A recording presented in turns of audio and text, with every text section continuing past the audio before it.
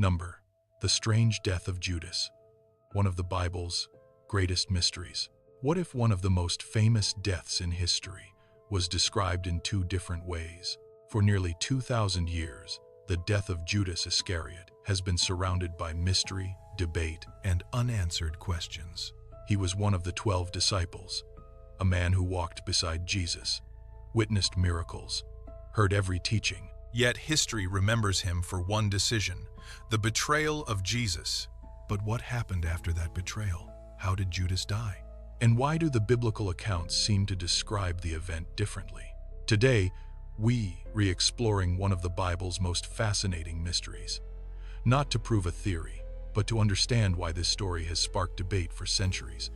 The story begins during the final days of Jesus' life. According to the Gospels, Judas agreed to identify Jesus for the religious authorities in exchange for 30 pieces of silver.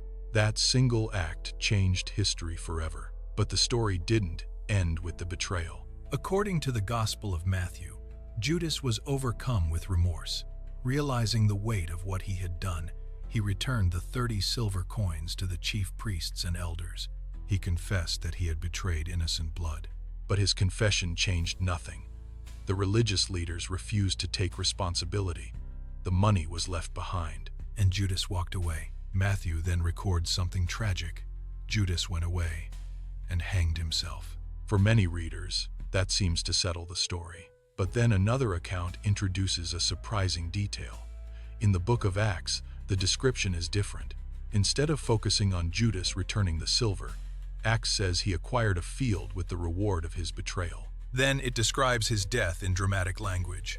It says he fell headlong, his body burst open, and his remains were scattered.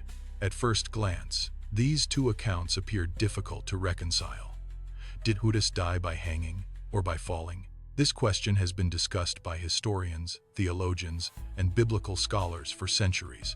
One explanation suggests that the two accounts describe different moments of the same event. According to this view, Judas may have died by hanging, as Matthew records. Later, his body could have fallen, resulting in the injuries described in Acts. Supporters of this interpretation argue that the two passages focus on different aspects rather than contradicting one another. Others believe the writers simply chose to emphasize different details for theological reasons. Neither account attempts to provide every step of the event. Instead, each author highlights what was most important for the message being communicated.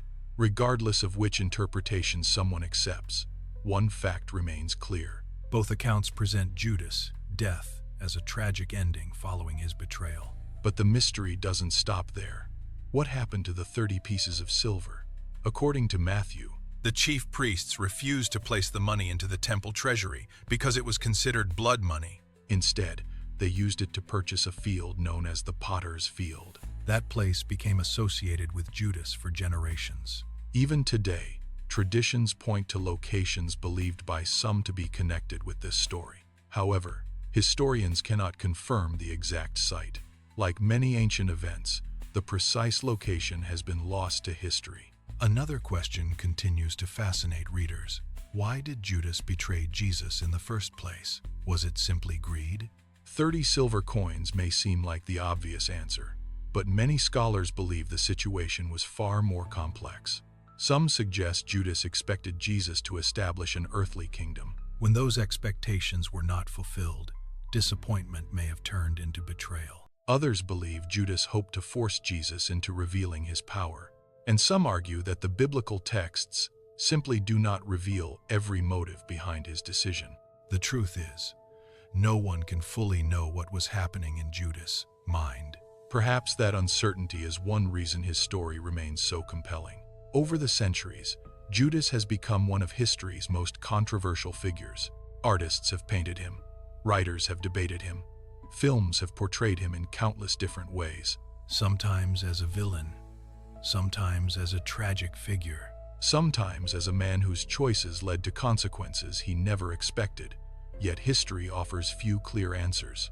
Even the name Judas has become almost synonymous with betrayal. Few historical figures have left such a lasting cultural impact. But perhaps the greatest mystery is not how Judas died. Perhaps it's Why someone who spent years walking beside Jesus still made the decision that changed history. What did he believe?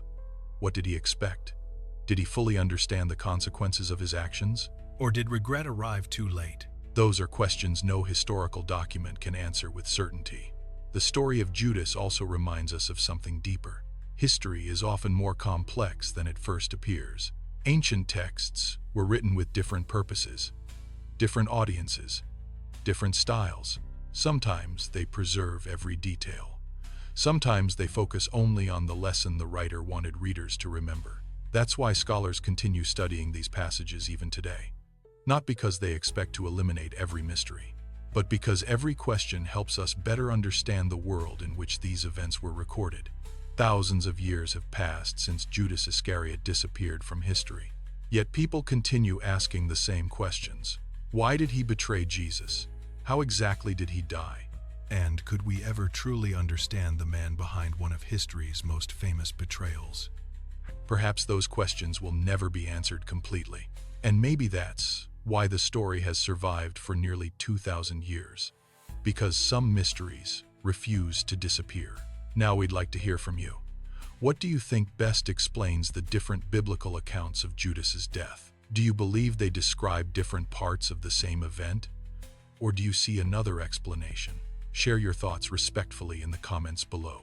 If you enjoy exploring mysterious stories from history, religion, and ancient texts, subscribe to the channel and join us for our next journey into one of history's greatest unsolved mysteries.